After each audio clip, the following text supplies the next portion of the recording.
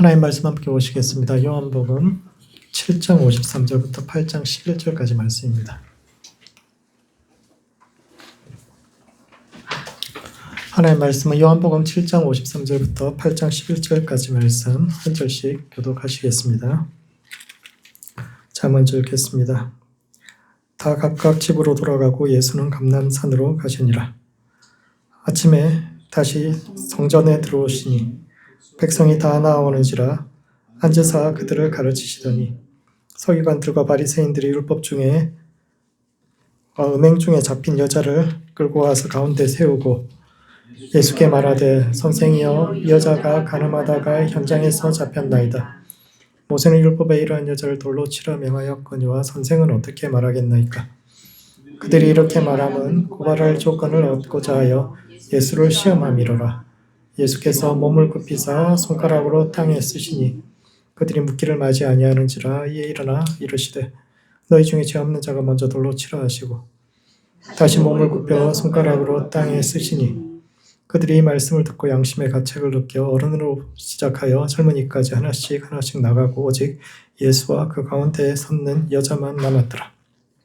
예수께서 일어나사 여자 외에 아무도 없는 것을 보시고 이르시되 여자야 너를 고발하던 그들이 어디 있느냐. 너를 정죄한 자가 없느냐. 함께 읽겠습니다. 대답하되 주여 없나이다. 예수께서 이르시되 나도 너를 정죄하지 아니하노니 가서 다시는 죄를 범하지 말라 하시니라. 아멘.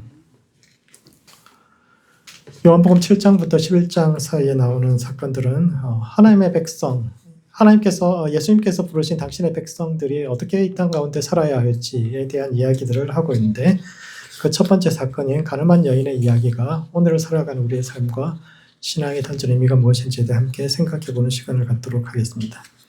첫 번째, 바른 마음으로 말씀 앞에 서 있어야 합니다. 예수님께서 아침에 성전에 들어오셨을 때 서기관과 바리새인들이 음행 중에 잡힌 여자를 끌고 와 모세는 율법에 이러한 여자를 돌로 치라 명하였는데 선생님은 어떻게 말씀하시겠느냐라고 물었는데 이는 첫 번째, 용서의 무게에 대해 생각해 보아야 합니다. 이 사건의 배경은 성전 수비대가 예수님의 체포를 실패한 사건입니다. 요한복음은 2장, 7장, 11장에 예수님께서 예루살렘에 올라가신 그 이야기들 중심으로 구성되어 있는데 처음에 2장에서 예수님께서 예루살렘에 올라가셨을 때는 사람들이 박수를 치고 환영을 합니다. 예수님께서 성전에서 물건 파는 사람들의 상을 둘러엎고 환전하는 사람들의 채찍으로 내리치면서 내 아버지의 집은 만민이 기도하는 집이라고 말씀하셨는데 너희가 어떻게 강도의 소굴을 만드느냐, 어떻게 물건 팔고 막 이렇게 하면서 이렇게 하느냐, 이렇게 하니까 백성들이 막 박수를 치고 난리가 났거든요. 왜냐하면 그 당시에 성전이 아무 재물이 하나님께 드릴 수 없잖아요. 그 제사장들이 이거 드릴 수 있다는 재물 그것만 드릴 수 있거든요. 집에서 끌고 오는 양도 제사장이 보고 이거 문제 있다 그러면 못 드립니다. 그러니까 사람들이 이제 전부 다 어떤 문제가 생길지 모르니까 그냥 돈 들고 와가지고 성전 와가지고 제사장들이 지정한 그 가게에 가서 사고 그러다 보니까 이권이 왔다 갔다 하고 그러니까 백성들이 굉장히 명절 때만 되면은 양값이 엄청나게 뛰고 이러니까 다 뒷주머니로 들어가고 그러니까 사람들이 별로 안 좋아하죠. 막 그렇게 해가지고 또 헌금하는 돈도 일반 돈으로 하면 안 되는 거예요. 그냥 달러 이렇게 드리면 안 되고 성전에서 드릴 수 있는 그게 따로 있어요. 그러니까 돈을 들고 와가지고 그 성전에서 쓸 수 있는 그 돈으로 또 환전하면 거기서 또 차익이 많이 남고 그러니까 백성들은 그냥 하나님 앞에 간단하게 뭔가 감사하고 싶은데 해야 될 것도 많고 트집도 많이 잡히고 늘 성전이 장사하는 집이 됐다 이렇게 해서 화가 많이 나 있었는데 예수님 오셔서 막 다 둘러엎으시고 이러니까 사람들이 와 잘한다 막 박수치고 막 이렇게 했습니다. 근데 7장에 두 번째 방문하셨을 때 사람들이 반반을 나뉩니다. 아, 예수님의 메시아다 또는 선지자다. 이 시대에 우리의 성전을 새롭게 하고 또 우리를 구원하실 거예요. 이렇게 하는 사람들이 한 반 정도 있고 한 반 정도는 좀 이상한데 그 갈릴리에서 저런 선지자가 나올 수 있나 이런 사람들이 이제 반반이 나뉘게 되니까 서기관과 바리새인들이 가서 예수님 좀 잡아오라고 우리가 신문을 좀 해야겠다. 그렇게 해서 이제 성전 수비대를 보냅니다. 근데 그 성전 수비대들이 가가지고 예수님을 체포해오라고 보냈더니 체포를 해오기는 그냥 감동을 받고 돌아와 버렸어요. 지금까지 이분이 말씀하시는 것처럼 이렇게 말하는 사람 우리가 본 적이 없다고. 진짜 선지자 같다고 막 이렇게 이야기하니까 바리새인들이 너무 열받은 거예요. 그래서 뭐라고 이야기했냐면은 너희도 미혹되었느냐? 율법을 알지 못하는 이 무리는 저주를 받았다. 이렇게 이제 폭언을 하는데 오늘날의 말로 바꾸면 이런 이야기죠. 무식한 이들이 뭘 알아. 무식해가지고 이게 뭐가 옳은지 이게 된장인지 뭔지 그 구분도 못하고 율법을 모르니까 너네가 그렇게 이야기하는 거지. 머리는 우리가 쓰는 거고 우리가 죄인이라고 그러면 죄인인데 가서 잡아와야지. 머리도 나쁜 애들 왜 머리 쓰려고 그래. 우리가 시키면 시키는 대로 해야지. 그렇게 해서 이제 굉장히 화가 납니다. 그래서 예수님께서 너희가 생각하는 그런 존재가 아니다. 예수님의 위선과 거짓을 백성들 앞에 보여주겠다. 예수님의 정체를 우리가 너희에게 보여주겠다라고 해서 다음날 아침에 성전 문 열자마자 잡아온 사람이 음행하다가 가늠하다가 현장에서 붙잡힌 여인 이야기요. 그래서 그녀를 데리고 예수님 앞에 나와서 질문합니다. 모세의 율법에는 이런 여자를 돌로 치라고 했는데 당신은 어떻게 말씀하시겠습니까? 라고 했는데 이것은 그 사람들이 파악하고 있던 예수님의 메시지의 핵심이 용서라는 겁니다. 예수님 당신은 죄인들도 용서하고 어떤 죄를 지은 사람들도 공동체에서 배제하지 말고 함께 살 수 있다고 이렇게 이야기하는데 그게 과연 가능하겠냐고. 그것은 율법을 어기는 것이고 질서를 어기는 것이다. 위험한 사상이다. 용서라는 것 자체가 위험한 사상이다. 라고 이야기합니다.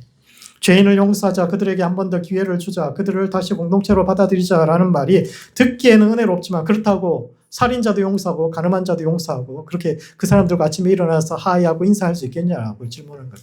실제로 현장에서 가늠하다 잡힌 여자 붙잡아 놓고 사람들 앞에서 과연 예수님께서 말씀하신 대로 옆집에 이런 사람이 산다면 여러분들은 혹시 이 공동체 가운데 예배 가운데 그런 사람이 온다라면 할렐루야 환영합니다. 악수하고 인사하고 그럴 수 있겠냐라고 질문하는 겁니다. 이게 바리새인들이 나빠서가 아니라 옛날에는 바리새인들이 사람들 좀 문제가 있다 이렇게 생각을 했거든요.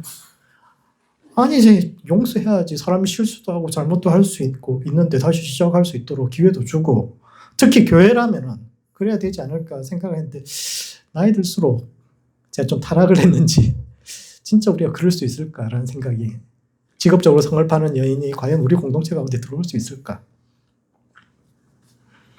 먹고 살 것이 없어서 그러는 사람이 과연 우리가 환영할 수 있을까? 과거에 살인한 사람, 가늠한 사람이 과연 이 공동체에 와서 앉아 있겠다라고 이야기할 때 예수님 굉장히 과격한 이야기를 하셨구나. 그 바리새인들이 이게 말이 돼 이렇게 이야기하는 것이지 옛날에 성경을 읽으면서 저 사람들이 좀 이상하지 그렇게 생각했는데 가면 갈수록 점점 바리새인들이 좀 더 리즈너블한데 이런 생각을 쭉 하게 되는데 여러분은 어떻게 생각하십니까? 점점 예수님의 메시지가 가진 무게가 나이가 들수록 점점 무거워지게 되는데 어쨌거나 바리새인들이 이 질문을 하면서 이제 예수님은 진퇴양난에 빠지게 됩니다. 여기서 하나님께서 이런 여자도 용서하신다고 말씀하시면은 율법을 어기는 자가 되는 것이고 그렇다고 율법에 있는 대로 돌로 치라고 말할 경우는 지금까지 당신께서 말씀해 오셨던 것 그게 다 거짓이라는 것이 이제 증명이 되는 거죠. 죄인에 대한 용서라는 것이 듣기에는 은혜스럽지만 실제로 현실 가운데 살아낼 수는 없는 공동체가 그런 사람들을 용납하기 결코 쉽지 않은 그래서 예수님은 진리가 아닌 것도 진리인 것처럼 이야기할 수 있는 궤변가에 불과하다라는 것을 어떻게 답을 해도 이제 그런 결과가 나올 수밖에 없는 그런 질문을 하게 됩니다. 두 번째, 세상보다 높은 수준의 양심을 가지고 살아야 합니다. 그때 예수님께서 너희 중에 죄 없는 자가 먼저 돌로 치라고 말씀하셨는데 그때 이 사람들은 왜 이 여자를 돌로 치지 않았을까요? 율법에 따르면 가늠한 여인을 돌로 치는 것은 하나님 백성의 의무입니다. 공동체 가운데 죄가 있을 때 그 죄인을 처벌해서 죄를 제거하는 것이 공동체를 보호하고 또 세상을 구하는 길입니다. 하나님 백성 반드시 해야 하는 의무인데 왜 그 사람들은 하나님 백성의 의무를 다하지 않고 뿔뿔이 흩어졌을까요? 그때는 뭐 경찰이나 뭐 이런 사람들이 뭐 감옥이나 이런 데서 그걸 해결해 주는 것이 아니라 우리 공동체의 문제는 우리가 해결을 해야 되고, 따라서 우리 공동체에 어떤 죄가 있을 때 그 문제를 우리가 해결해야 되고, 가늠한 그 여인에 대한 해결책은 우리 모두가 그 여자를 정죄하고 돌로 치는, 그게 율법에 정해진, 하나님께서 하라고 하신 것인데 왜 사람들은 이 여인을 그냥 버려두고 갔을까요? 율법을 어기는 행위인데. 사람들의 양심이 깨어나서 모든 사람들은 죄인이요 그들 자신이 하나님 앞에서 그녀보다 더 낫지 않다고 생각했기 때문에 그래서 그녀에게 돌을 던지지 않았을까요? 그렇지 않습니다. 시대마다 죄에 대한 정의가 달라지는데 오늘날 우리는 모든 사람이 죄인이다. 기독교의 기본 원리가 사형의 첫 번째 그게 모든 사람 하나님 앞에 죄인이다라고 이렇게 이야기하는 거잖아요. 그 근거가 뭡니까? 그 근거는 뭐냐면 예수님께서 너희가 마음으로 지은 죄도 실제로 그것이 일어나지 않아도 마음에 어떤 죄를 범하면 그것이 너희가 범죄했다라고 말씀하셨기 때문이거든요. 그런데 이 사건이 일어났던 시점에 사람들은 그렇게 생각하지 않아요. 죄라는 것은 하나님께 말씀을 어긴 것이 죄가 되는 거죠. 마음속에 마음속에 성과학이 있기 때문에 싸울 수 있죠. 그것을 죄라고 이야기할 수 있습니까? 마음속에 누군가를 미워하는 마음이 있다고 그것을 죄지었다고 이야기할 수 있습니까? 현대법도 그렇고 그 당시 사람들도 그것이 죄라고 이야기하지 않아요. 오늘날 교회에 다니는 우리만, 예수님의 그 원리를 따르는 우리만, 우리의 마음이 하나님 앞에서 하나님께서 원하는 수준에 그 의에 도달하지 못했기 때문에 우리가 스스로를 죄인이라고 이야기하는 것이지, 이 이야기를 듣고 있는 사람들은 그런 생각이 없는 사람들입니다. 사람은 죄를 지어야, 실질적으로 죄를 지어야 죄인인 것이고, 그리고 죄를 지었다 하더라도 그 죄를 해결할 방법이 있습니다. 회개하고 자신이 손해를 끼친 사람에게 배상하고, 그리고 하나님 앞에 와서 예배를 드리면, 제사를 드리면 그 죄도 사해진다라고 생각을 했어요. 그리고 그 시점, 이 사건이 일어난 그 시점은 명절이기 때문에 사람들이 올라와서 지난 1년간 지은 죄에 대해서 하나님 앞에 회개한 사람들이 많이 있다라는 이야기입니다. 즉 누구든지 죄 없는 자가 먼저 돌로 치라고 이야기했을 때 그 주변에 죄 없는 자가 많이 있었어요. 할렐루야. 죄 없는 자가 다 있었단 말이에요. 양심이 깨어나서 그냥 떠난 게 아니라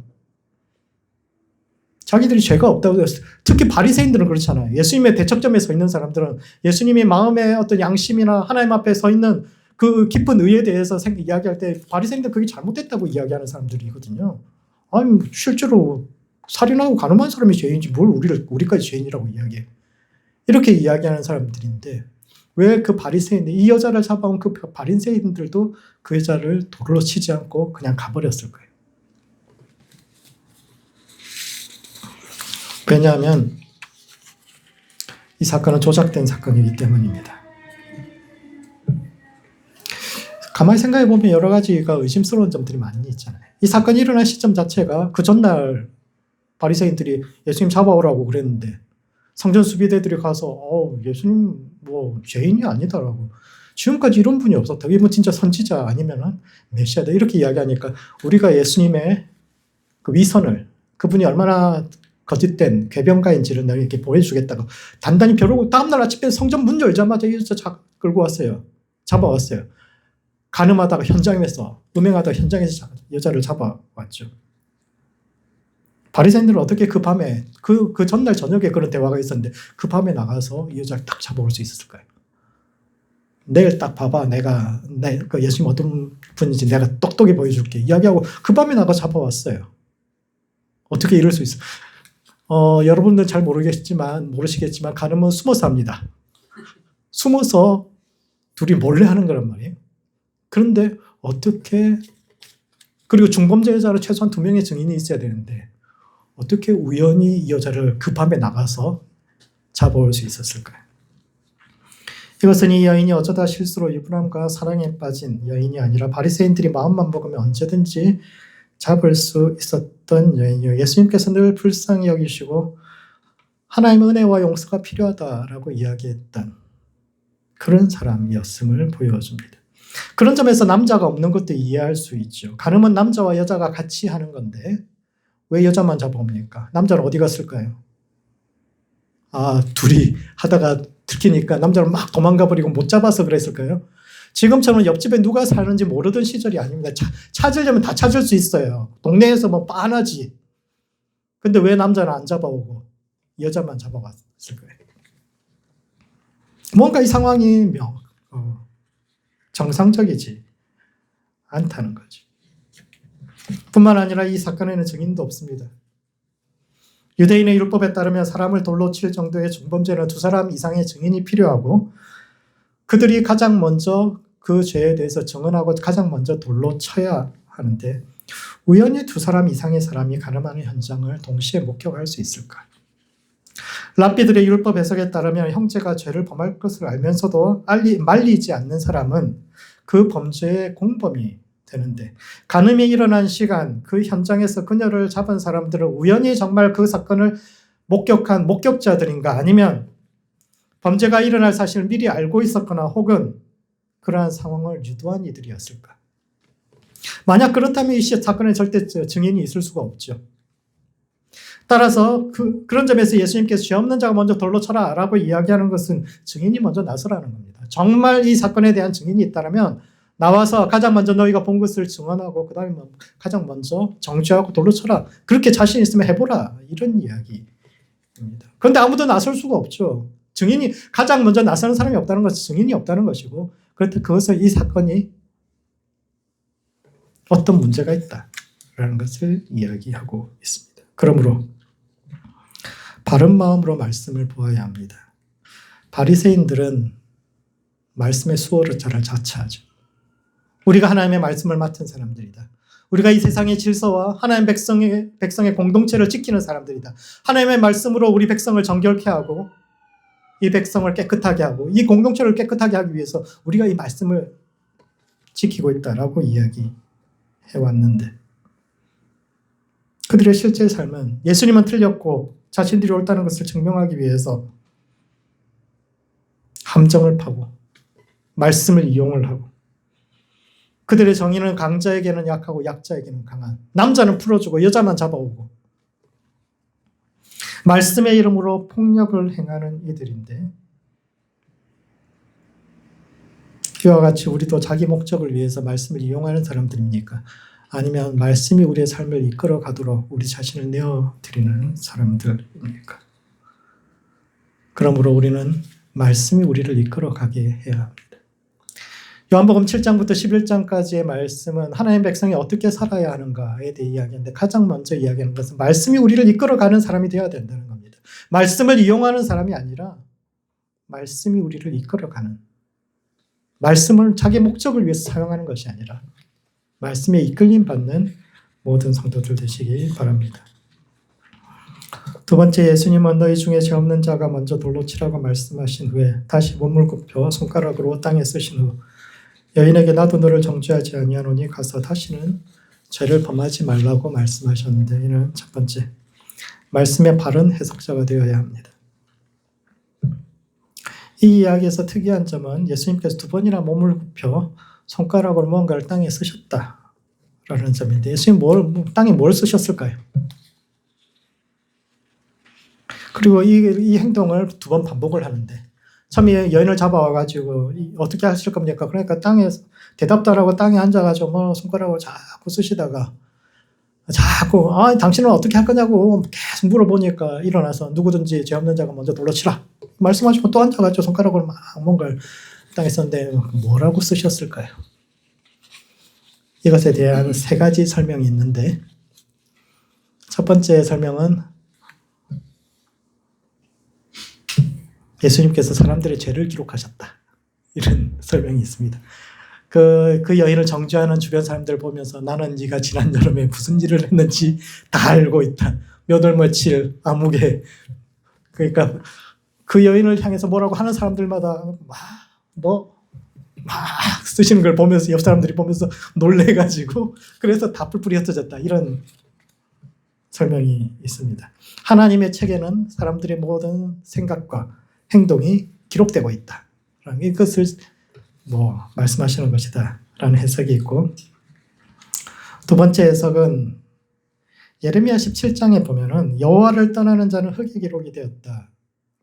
기록이 있는데 이와 같이 가늠한 여잔을 비판하는 그 사람들의 이름이 주변에 있는 그 사람들의 이름이 흙에 기록되고 있다. 영원한 어떤 생명판에 기록되는 것이 아니라 그들이 흙에 기록되고 있다. 그것에 대한 경고라고 이야기합니다. 그렇다면 왜 그 사람들이 흙에 기록된 사람들일까? 일시적인, 영원하지 않은, 영원한 생명체에 기록되지 않는 사람들일까? 생각해보면 그들 안에 어떤 가난한 자에 대한 불쌍히 여기는 마음이나 약자에 대한 연대의식 같은 것이 없는 사람들은 하나님의 생명체에 기록되지 못한다라는 의미로 이렇게 이야기하셨다고 합니다. 예수님께서 누구든지 죄 없는 자가 먼저 돌로 치라고 말씀하셨을 때 어른부터 시작해서 원문에 따르면 나이 든 사람부터 노인부터 시작해서 하나씩 그 자리를 떠났는데 이것은 나이가 들수록 지은 죄가 많다라는 의미가 아니라 오랫동안 그녀의 이웃으로 지내왔던 사람들부터 하나씩 떠났다. 이런 이야기이기도 하고 나이 들면 또 그런 지혜가 생기는 것 같아요. 젊을 때는 쉽게 누군가를 비난하지만 나이 들수록 더 비난하게 되나요? 그렇지 않잖아요. 나이 들수록 오죽했으면 저랬을까.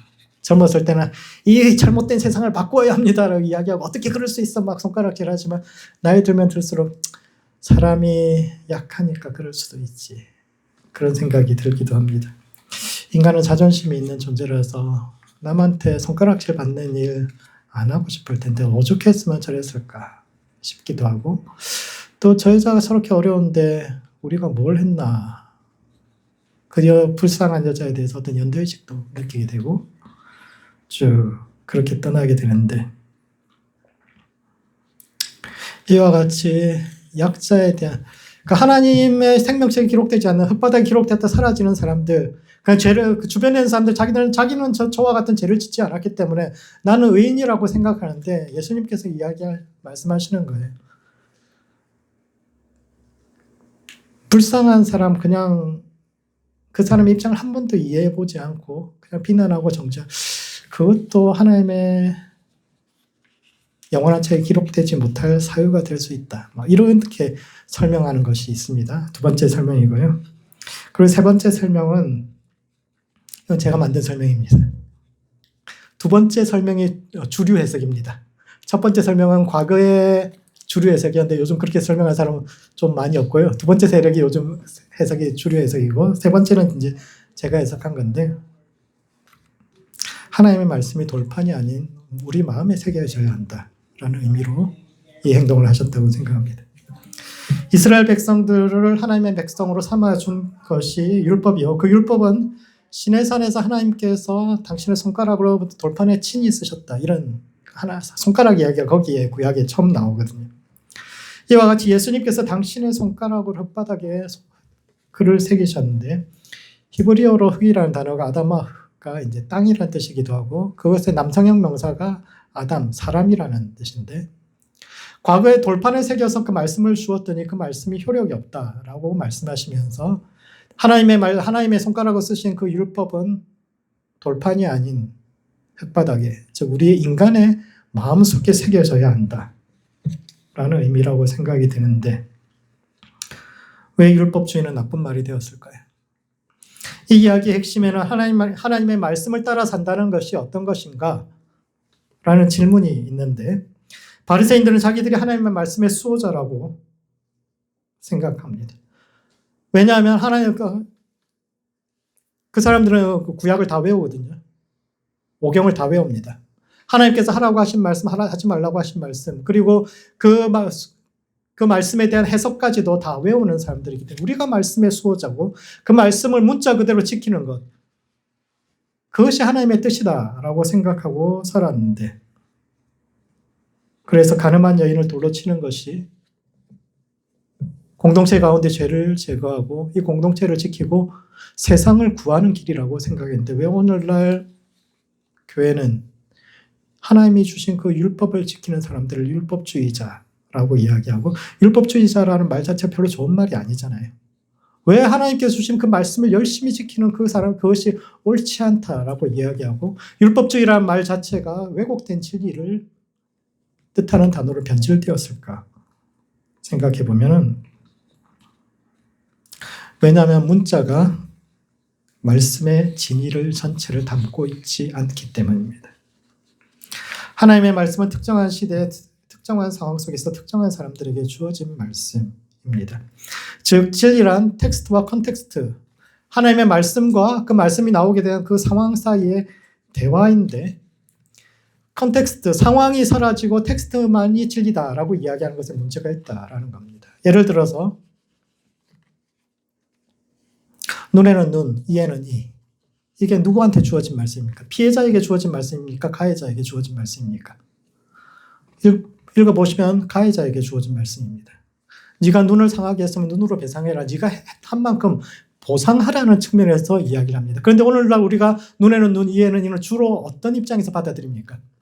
피해자 입장에서 받아들이죠. 네가 나한테 이렇게 했으니까 나도 너한테 이렇게 하는 게 정당한 것이야. 컨텍스트가 사라진 겁니다. 텍스트는 그대로 가지고 오는데 컨텍스트가 사라지니까 같은 의미입니까? 다른 의미로 하나님 복수하라고 이런 말씀하신 것이 아니거든요.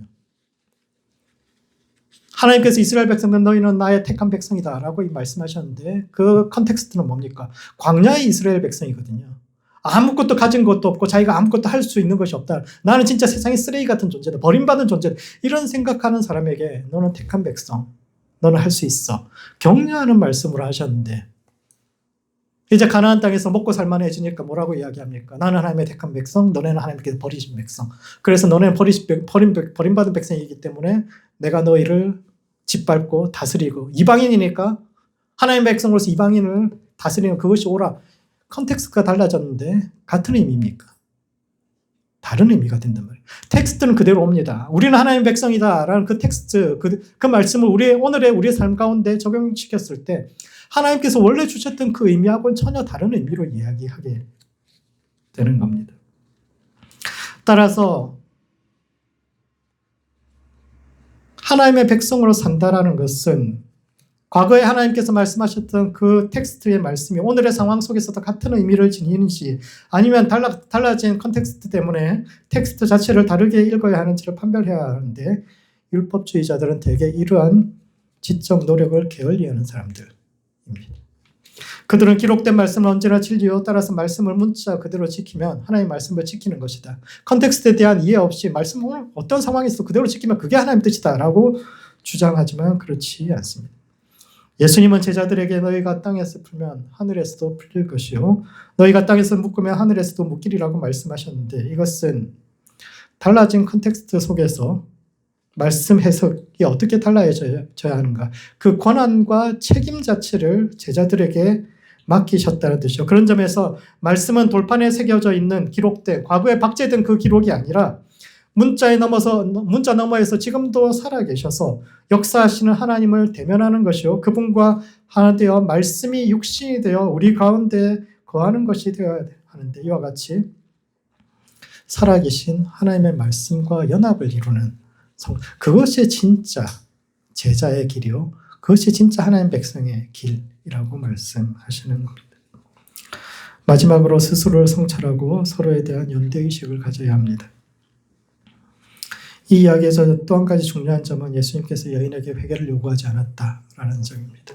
주변 사람들에게는 회개를 요구하셨는데 이 여인에 대해서는 예수님께서 단 한마디도 회개하라고 말씀하시지 않으셨습니다.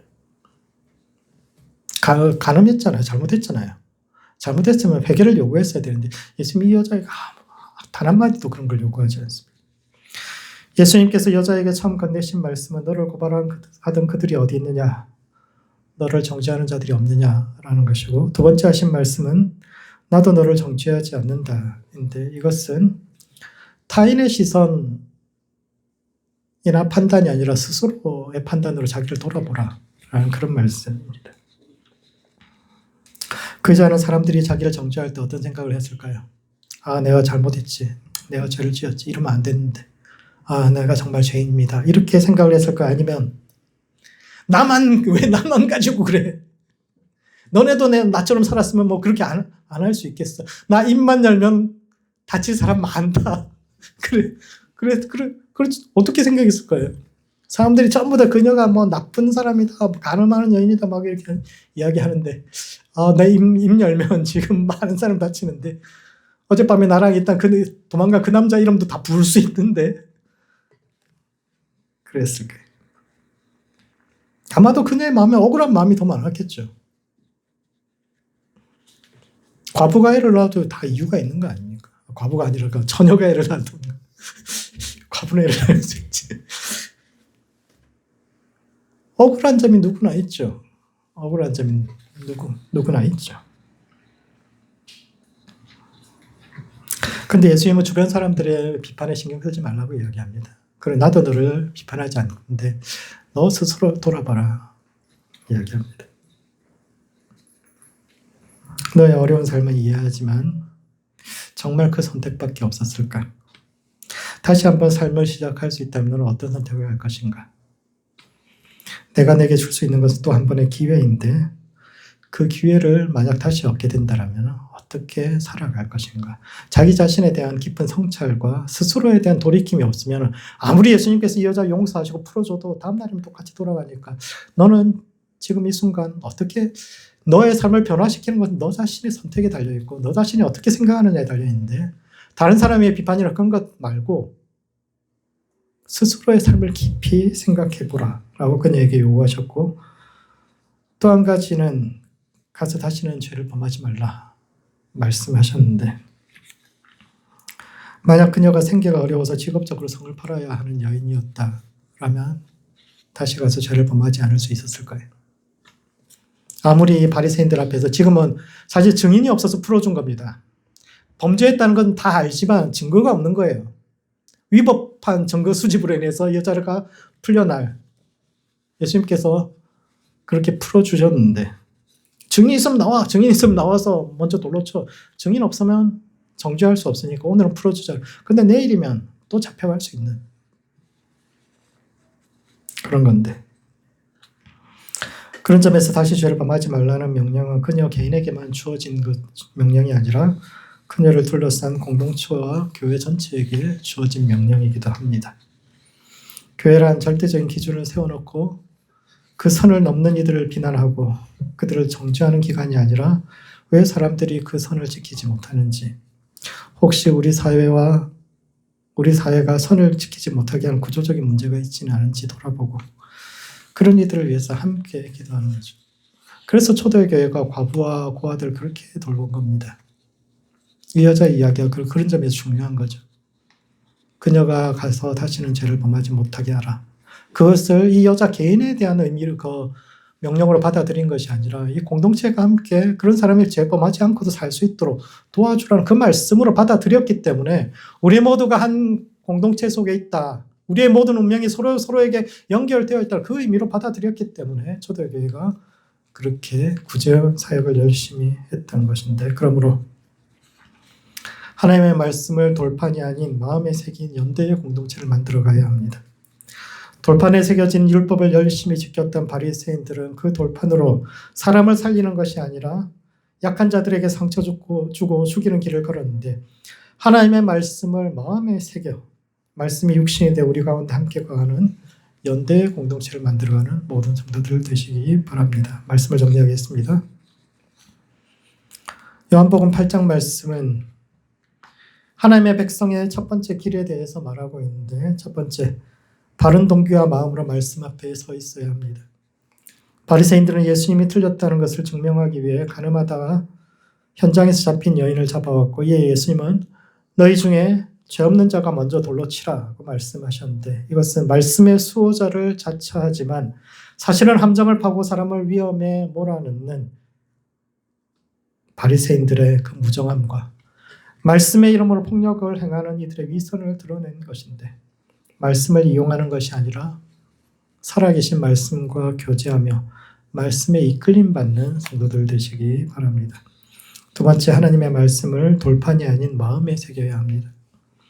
예수님은 가늠한 여인을 정죄하는 사람들 앞에서 두 번이나 몸을 숙여 흙바닥에 글을 쓰셨는데 이는 말씀이 돌판이 아닌 우리의 삶과 마음판에 새겨져야 한다는 뜻이요.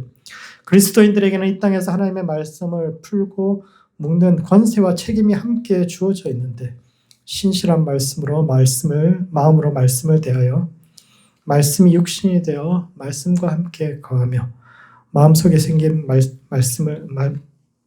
마음속에 말씀을 새긴 연대의 공동체를 함께 만들어가는 모든 성도들 되시기 바랍니다. 기도하시겠습니다. 기도하실 때는 바른 동기와 마음으로 말씀 앞에 서는 성도 될 수 있도록 자기 자신을 위해서 기도합시다. 신실한 마음으로 말씀 앞에 선 성도, 말씀이 육신이 되어 우리와 함께 가는 성도 될 수 있도록 자신을 위해서 기도하시고, 두 번째는 하나님의 말씀을 돌판이 아닌 마음에 새긴 성도와 교회 될 수 있도록 서로를 위해서 기도합시다. 말씀을 묻고 푸는 권세와 책임을 다하는 성도가 되고, 마음속에 말씀을 새긴 연대의 공동체를 함께 만들어가는 성도와 교회 될 수 있도록 서로를 위해서 함께 기도하시겠습니다.